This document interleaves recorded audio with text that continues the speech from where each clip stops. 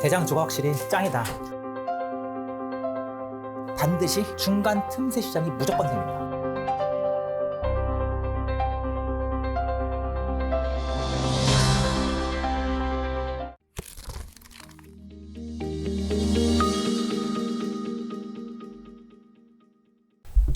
중국경제금융연구소 전병서 소장님 어서 오십시오. 안녕하십니까. 이번에 APEC 정상회의 때문에 예, 우선은 한중 정상회담 이야기부터 좀 해볼게요.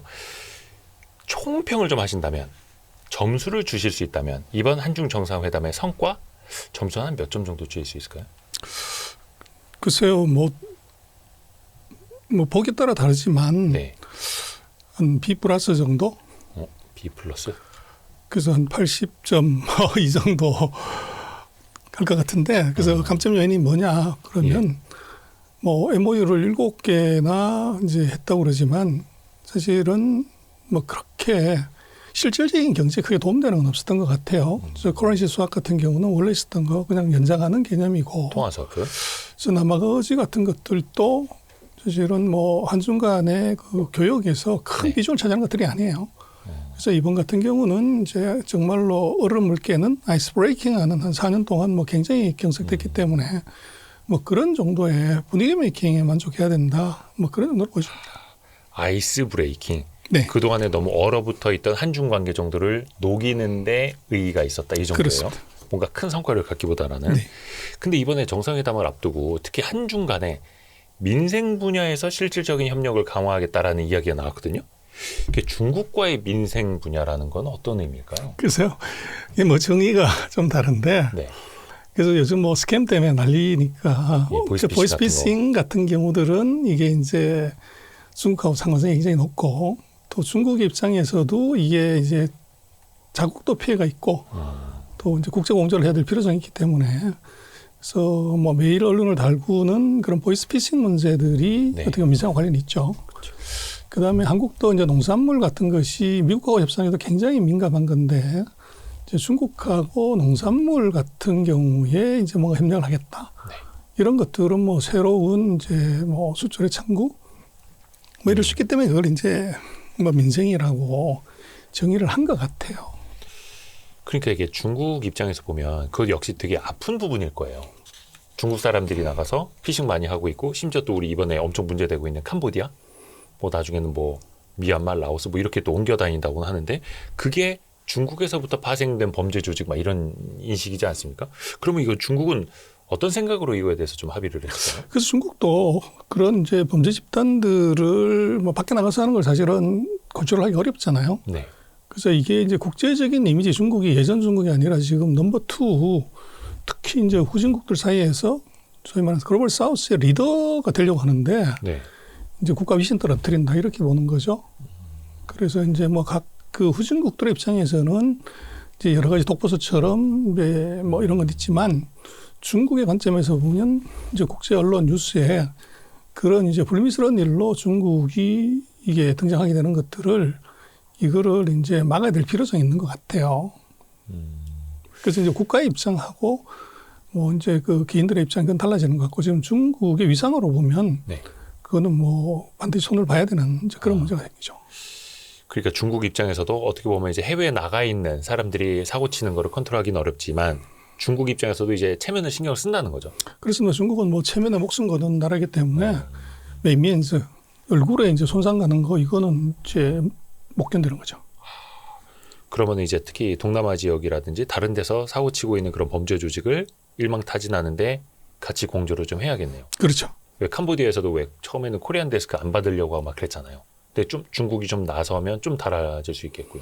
뭐 충분히 그럴 수 있죠. 그래서 뭐 기본적인 그 범죄의 그 창시자가 지금 이제 국적으로 보면 중국일 가능성이 대단히 높기 때문에 그거는 결제 해지 차원에서 중국이 나서는 게 맞죠. 그렇게 해야 중국도 뭔가 자신들의 나라의 체면, 위신을 세우기 위한 노력을 하고 있다는 것도 해외에서 봐줄 수 있는 거고요. 또 이제 경제적으로 우리가 신경을 많이 쓸 수밖에 없는 게 한화오션, 그리고 이제 필라델피아 그 조선소 인수를 해서 미국 쪽에서 뭐 10배를 키우네 막 이렇게 이야기하고 있지 않습니까? 그러니까 이제 중국이 아마 그거 했을 겁니다. 미국이 중국 기업에 대해서 조사하는 것에 대해서 협조한 회사에 대해서 제재를 하겠다. 근데 그게 이제 대놓고 한화오션의 미국 자회사가 됐던 거죠. 근데 이번에는 또 이제 풀 수 있다라고 합의가 나왔습니다. 미중 간에. 그래서 뭐 이제 장기판에 졸처럼 쓰는 거죠. 그래서 미국하고 뭐 중국이 서로 싸울 때 그 중국에 그런 말이 있거든요. 그 원숭이 길들이려고 닭을 잡아 피를 보여준다. 그게 이제 중간에 끼인 놈을 직접적으로 상대를 치려고 그러면 이제 타격이 클 수도 있고 예기치 않은 반응이 나오니까 중간에 있는 놈을 이제 때려서 이게 이제 뭔가 본때를 보이는 것, 이제 거기에 우리가 이제 뭐 조선 해운 뭐 이게 이제 걸려든 거 아닌가 싶어요. 근데 이게 이번에는 제재를 풀 수 있다. 아직 뭐 저희가 11월 3일 월요일 오후에 찍고 있습니다만 제재를 풀 수 있다까지 나왔고 어떻게 한다라는 건 아직 발표는 안 나왔어요. 그래서 이제 그냥 카드로 쓰겠다는 거죠. 할 수 있다는 거하고 한다고는 다르잖아요. 네. 그래서 옵션이 지금 붙어 있는 거죠. 그래서 또 이제 지금 뭐 해운에 대한 제재는 이번이 처음이고 그래서 뭐 중국 해운 관련돼서는 입항료들 미국과 걸린 문제를 이번에 풀었어요. 네. 그래서 그 다음번에 이제 뭐 우리가 같은 경우에 그런 물류 해운 회사들에 관한 제재들이 또 다르게 길게 보면 뭐 미국도 물동량에서 이제 문제가 생길 수 있거든요. 그래서 그건 뭐 다음 차원에서 이제 검토는 될 수 있는 사안이지만 뭐 바로 푼다 이러기에는 뭐 한국하고 그렇게 절박한 것도 사실은 아니고 또 중국 같은 경우는 한번 이제 결정을 했는데 그걸 뭐 얼마인가 해서 바로 푼다. 이것도 이제 또 체면이 안 서는 번역 빠지고. 이제 그런 걸 것 같아요. 그래서 조금 시간을 두고서 아마 그 한화오션 같은 문제들은 뭐 해결을 한다면 할 수 있지 않을까 싶습니다. 근데도 중국이 계속해서 쥐락펴락할 수 있는 카드로는 갖고 있을 그렇습니다. 테고요. 할 수도 있다는 게 바로 그거죠.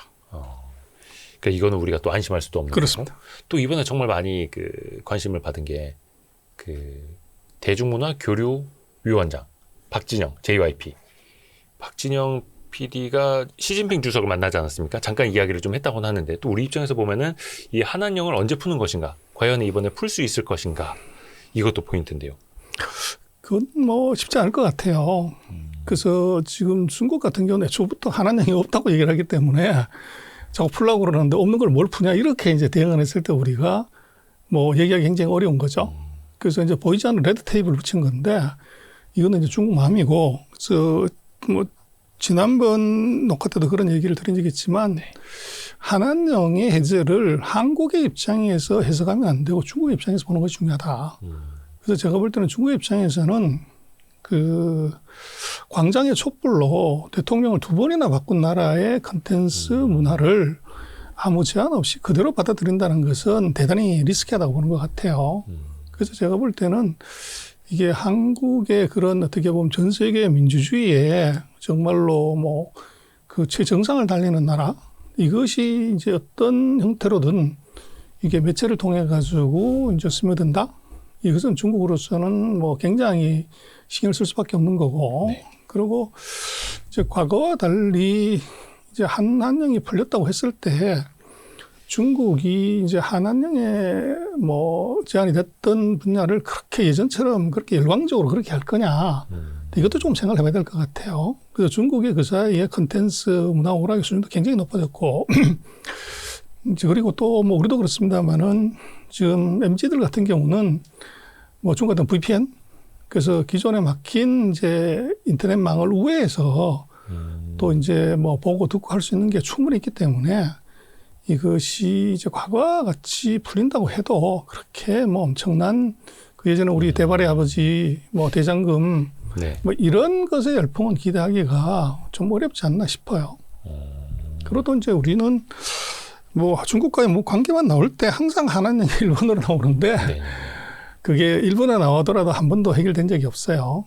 그래서 그거는 그리고 또 이제 저는 한한령 푼다고 했을 때 그 얼마를 팔 거냐. 그리고 지금 우리가 드라마 뭐 오락 무슨 음악 뭐 공연 모든 분야에서 전 세계를 상대로 해서 1등하고 있고 잘하고 있는데 네. 굳이 뭐 중국에서 오지 말라고 하고 이러는 거를 꼭히 거기에 이제 그렇게 가야 되냐 그걸 협상의 윗순에 올려놓는 것은 오히려 다른 중요한 부분에서의 어떻게 보면은 이제 선택권을 이걸로 막아버리는. 그래서 우리 이제 뭐 정치나 이런 데서는 그것의 실질적인 경제적 이익보다는 어떻게 보면 국민 정서 뭐 이제 이런 거에다가 편성을 하는 것 같아요.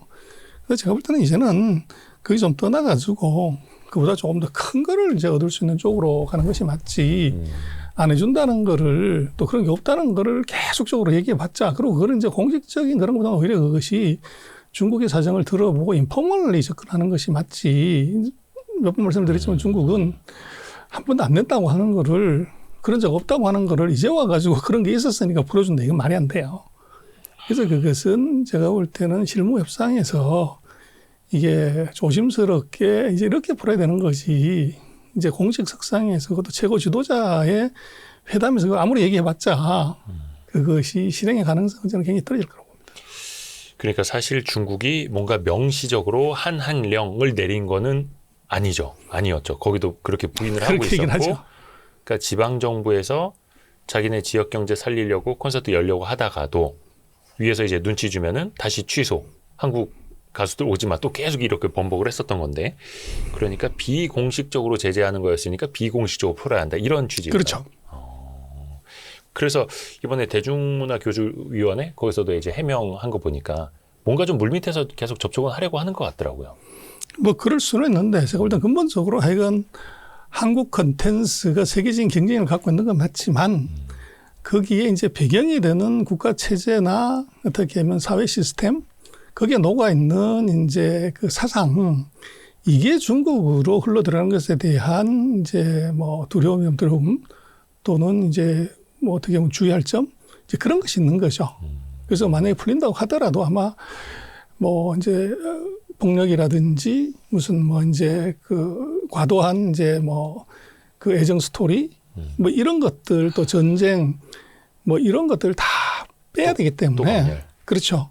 빼고 나면은 실제적으로 요즘은 컨텐츠라는 게 다가 좀 그걸 달리잖아요. 예. 그래서 막장 안 되고 폭력 안 되고 과도한 애정 안 되고 뭐 이런 거 빼면 뭐 별 재미가 없잖아요. 그래서 그런 부분들이 있기 때문에 막상 이제 푼다고 하더라도 그런 필터를 다 걷어내버리면 이제 그렇게 뭐 예전처럼 아무 제한 없이 갔던 그런 것하고 굉장히 상황이 다를 거라고 보십니다. 거기는 여전히 또 요 부분 몇 분 몇 초에서 몇 초 이거 드러내 계속 이런 거 하죠. 뭐 그렇게 당연하죠. 검열을 또 하니까. 예. 또 하나 우리 입장에 되게 예민한 게 그거였습니다. 서해 구조물 문제. 그러니까 중국 입장에서는 무슨 뭐 해양 탐사, 그다음에 무슨 양식에 쓰는 구조물이라고 하는데 우리 일각에서 봤을 때는 저러다가 서해를 이마만큼 먹겠다라고 이제 밀고 들어오지 않을까 염려가 있는 거죠. 근데 이번에 서해 구조물 문제도 일단 뭔가 팩트시트에 들어가기는 하는데 실무 협의를 통해서 소통하기로 하는데 요 정도 오더라고요. 그래서 뭐 거기서 뭘 하냐고 그랬더니 네. 그 연어를 키운다는 거거든요. 그래서 연어는 우리가 노르웨이에서 잘 수입하는데 네. 우리한테 얘기하면 뭐 얼마든지 수입해서 팔아줄 수 있을 건데 굳이 그렇게 비싸게 길러가지고 팔겠다고 하는 것들이 사실은 제2의 다른 목적이 있을 거라는 합리적인 의심을 할 수가 있어요.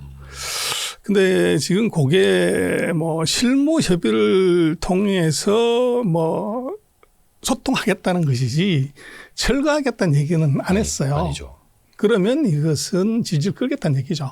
그래서 단기적으로 철거할 생각이 없다는 얘기고 또 그 지역이 굉장히 애매하단 말이에요. 예. 그래서 군사력을 서로 무력을 사용해가지고 뭐 철거할 수 있거나 이런 것도 아니고 그래서 이것들은 아마도 뭐 제일 좋은 것은 철거하는 거고 그 지금 상태에서 첫 번째는 더 이상 확장이 안 돼야 되고 그 다음번에 이제 그것의 목적이 뭔지를 사실은 우리가 정확히 모니터링 할 수 있는 시스템 같은 것들을 이제 갖춰줘라. 오히려 그게 더 합리적일 수도 있을 것 같아요. 그리고 이제 중국이 정말로 그게 연어 기르는 뭐 어장이라고 하면 그걸 못 보여줄 이유도 또 모니터링을 이제 뭐 우리 영역을 일정 부분 침범했기 때문에 그것도 없는 거죠. 그런데 그것들을 계속 거부한다고 하면 그건 우리가 다시 얘기할 수 있잖아요. 고기 기르는 목적 이외에 다른 목적이 있는 건 아니냐라고 그렇게 할 수가 있죠. 그래서 뭐 중국이 그 표면상으로는 고기 기르는 어장이라고 얘기를 하는데 이제 우리로서는 그것을 정확하게 버리파이하고 모니터링 할 수 있는 시스템을 만드는 것이 일단은 지금 상태에서는 최선 아닌가 싶어요. 그러니까 우리 입장에서 그 조사선 그쪽에 근처에 좀 가려고 하면 막 막아서고 좀 그렇다 하더라고요. 그쪽에서 또 이제 안 좋은 일이 생기면 또 안 되는 건데 최소한 더 확장해서는 안 된다. 모니터를 할 수 있게끔 해야 한다. 그렇죠. 그런 것도 뭐 이제 결국은 상호 신뢰가 쌓여야 되고 또 정말로 그렇다고 하면은 중국에 보면은 다른 나라들하고 마찬가지지만 한번 결정한 거를 뭐 쉽게 이렇게 훅 이제 철회하거나 이런 경우는 없어요. 다 시간 끌고 이제 체면 살리고 난 다음에 간 거죠. 그래서 이번에는 이제 상호 협상에서 한다고 하면 협상은 하고 그것의 성과는 예를 들면 이제 우리 이 대통령이 중국을 방문했을 때 그때 이제 거기를 하나를 얹으면은 이제 협상의 성과로 나올 수가 있잖아요. 그리고 중국 입장에서는 그것이 무슨 엄청난 경제적인 뭐 이제 외교적인 그런 것도 아니고 그렇다고 하면 오히려 이제 나중에 그 정상 간에 합의 이행을 했다고 하는 건수 하나로 이제 그런 것들을 철거하거나 그럴 수는 있을 것 같아요. 그러나 지금 당장은 뭐 그걸 철거하거나 좀 소통하게 할 수 있다고 하는 것은 뭐 철거할 의사는 없다는 거죠. 그리고 또 하나 아까 잠깐 말씀해 주셨는데 통화스와프 체결이 됐습니다. 근데 이게 2009년부터 체결된 통화스와프를 한 번 더 연장하는 정도인데 그럼 어떻게 큰 의미는 없을까요? 그래서 뭐 우리가 위안화를 많이 쓰는 게 아니기 때문에 커런시 수업을 하더라도 이제 그런 게 있고 이제 심리적인 안정감 뭐 이런 건 있을 수가 있죠. 그러고 이제 중국이 지금은 몇 별로 그렇게 이제 위안화 국제화를 확 떠들다가 네. 이제 최근 한 7, 8년간 좀 조용해요. 그래서 이제 중국의 경제력이 더 커지면 좀 필연적으로 나올 수 있고 그래서 지금 같은 경우는 우리가 미국하고의 관계에서 이게 달러 유출이 있고 이제 뭐 어떤 형태로든 외환에 문제가 있을 수 있기 때문에 뭐 제2의 작은 포켓 하나를 더 만들어 놓는 것 뭐 그런 정도로 의미가 있고 막상 정말로 달러 스탁아웃이 생겼을 때 위안화 갖고 그렇게 뭐 쉽게 바꿀 수 있는 그런 건 아니잖아요. 네. 그래서 그렇게 보면은 뭐 심리적인 안정감 그리고 또 중국이 이것들을 뭐 별 그 코멘트 없이 그대로 연장을 했던 것도 또 미국의 그 액션하고 우리는 다르다는 걸 보여주는 것 같아요. 그래서 우리 같은 경우 이번에 뭐 3,500억 불에 1,000억, 4,500억 불 뭐 투자를 하는 것도 구매를 하는 것이 있는데 우리 입장에서는 이제 커런시 수합을 범위를 늘리든지 뭐 안대로 해준다고 요구를 하는데 그쪽 들은 척도 안 했단 말이에요. 그래서 그런 걸 놓고 보면 이제 중국 입장에서는 또 미국과의 차별화 이제 이런 것도 노렸던 것도 있는 것 같아요. 한국이 원하는 걸 미국은 들어주지 않지만 우리는 해준다. 그렇죠. 예, 물론 이제 달러에 대한 통화스와프와 위안화에 대한 통화스와프는 좀 이제 차원이 좀 다르기는 합니다만 또 이번에 그 한미 정상회담에서 핵 추진 잠수함 요거 개발 가능하게 약속을 받지 않았습니까? 물론 이게 핵을 담는 잠수함은 아니고 엔진을 원자력 발전으로 이제 바꾸는 그런 개념이긴 합니다만 중국에서 이거 조금 예민하게 볼까요? 어떻습니까? 그래서 이번에 뭐 그 외교부 대변인은 그런 얘기를 했고 그 이제 오피셜리 이제 나오는 것은 뭐 정상회담에서는 이제 서로 피했던 것 같아요. 그래서 이번에는 이건 분위기를 좋게 하는 쪽에 맞춰졌기 때문에 서로 예민하거나 민감할 수 있는 부분은 다 뺀 것 같아요. 그래서 웃으면서 끝날 수 있지만 그러나 이 부분은 우리로서도 조금 이제 주의해서 할 필요가 있는 것이 저희는 방금 지적하신 것처럼 우리가 행복이를 만들 수 있는 무슨 뭐 그런 것도 아니고 이게 이제 잠수함의 연료로서 그걸 쓸 수 있는 것들을 이제 제공받은 건데 이거를 너무 이제 뭐 우리가 한미 회담에서 너무 큰 것들을 타격을 받았기 때문에 뭔가가 우리가 성과를 얻었다는 걸 이제 강조를 할 필요성이 이제 정치적으로나 뭐 이런 거 있었던 것 같아요. 네네. 그래서 그거를 이제 성과로 자꾸 이제 포장을 하다 보니까 조금 이제 과도하게 이게 광고가 되는 듯한 느낌? 그리고 또 그것이 중국은 뭐 정말로 그 여러 가지로 생각할 수 있지만 이게 그렇게 시리어스하게 생각하거나 이러지 않을 수도 있는데 우리가 계속 이제 크게 떠들므로 인해서 이걸 언급을 안 할 수 없는 상황으로 끌고 간 것도 있을 것 같아요. 그래서 제 생각에는 오히려 뭐 그런 것들은 우리의 실익이 있다고 하면 그런 성과가 있었다는 걸로 좀 끝내야지 그걸 계속 이제 그 큰 성과인 거로 자꾸 얘기를 하면 이건 중국의 어떻게 보면 나중에 한국과의 지금은 뭐 한중 관계를 잘 가져가기 위해서 침묵하는 거지만 꼭 우리 독도 문제처럼 일본이 이제 뭔가 필요할 때 국제 이런 것처럼 그런 하나의 빌미를 줄 수는 있을 것 같아요. 그래서 굳이 이제 한반도 비핵화에 빌미를 줄 수 있는 얘기를 그 길고 크게 얘기하는 것은 우리로서는 맞지 않는 것 같아요. 그래서 우리가 뭐 그런 핵추진 잠수함을 보유하게 된 것 정도 뭐 그런 정도에서 좀 그치고 오히려 그 안에서 좀 실리를 찾는 게 좋은데 그냥 그 보여지는 느낌은 그걸 너무 이제 정치적인 외교적인 업적으로 포장하다 보니까 그 중요성보다도 조금 과장이 되는 느낌? 그게 이제 중국을 또 자극하는 그런 게 조금 있는 것 같아요. 그러니까 뭐 엔진 하나 바꾸는 거 별거 아니야 이렇게 해서 중국을 이제 자극하지 않을 필요도 있는 건데, 근데 이게 또 대내 정치용으로는 그렇죠. 우리도 핵 추진 잠수함 가질 수 있다. 잠수함의 작전 범위 시간이 늘어난다. 또 이게 또 홍보할 필요성도 또 있는 거고. 근데 그게 또 역설적으로 중국을 자극할 수도 있고. 그렇죠. 다 맞물려 있네요. 또 이번에 시진핑 주석이 한중 FTA 2단계를 언급하더라고요. 더 이제 자유무역을 더 확대하자라는 취지잖아요. 물론 이것도 트럼프 들으라고 하는 소리일 수도 있겠습니다. 거기 원체 또 이제 막 보호주의로 가니까. 그러면 이제 우리 입장에서 중국이랑 2단계 FTA를 더 확장을 한다면 어떤 걸 얻고 또 어떤 걸 내줘야 할까? 이것도 또 고민스럽지 않습니까? 그래서 2단계 FTA는 뭐 제조업보다는 이제 서비스업 뭐 이런 게 주가 아무래도 될 것 같은데, 이론상으로는 우리가 중국보다 서비스업이 우위인 것처럼 보여져요. 그러나 그것은 평균으로 했을 때 그런 얘기고, 네. 이게 이제 디테일러 분야별로 들어가면 중국이 보다 강한 게 무지 많아요. 그래서 또 중국의 그런 그 경쟁력은 하루가 다르게 이게 업그레이드 되기 때문에 이게 앞으로 1년 협상 끝나고 2년, 3년 뒤에 이제 그 서비스로 놓고 보면 과연 우리가 중국에 대해서 얼마만큼 경쟁력이 있냐. 네. 이거 한번 생각해 봐야 되거든요. 그리고 거꾸로 사실은 우리도 상대적으로 뭐 서비스가 좋다고 하지만 이게 세계 전체 수준으로 보면 우리 서비스가 그렇게 최상급은 아니에요.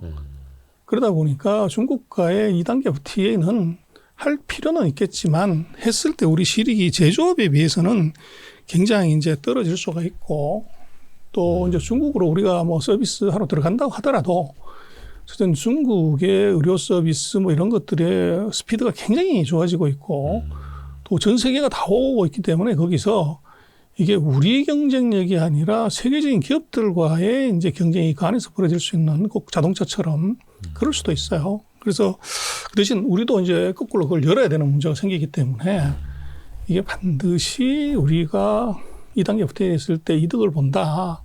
이렇게 얘기하기 어려울 것 같아요. 정말 양날의 검? 먹을 수도 있지만 그 칼에 우리 역설적으로 베일 수 있는 가능성도 충분히 있는 것 같아요. 그래서 뭐 협상을 해야 되고 우리 실익을 제대로 챙겨내려고는 해야 되겠지만 이거는 서둘러서 후닥닥 해치울 일은 사실은 아니다. 그것이 4년 전 뭐 이때 상황하고 지금은 상황이 굉장히 달라졌다는 거죠.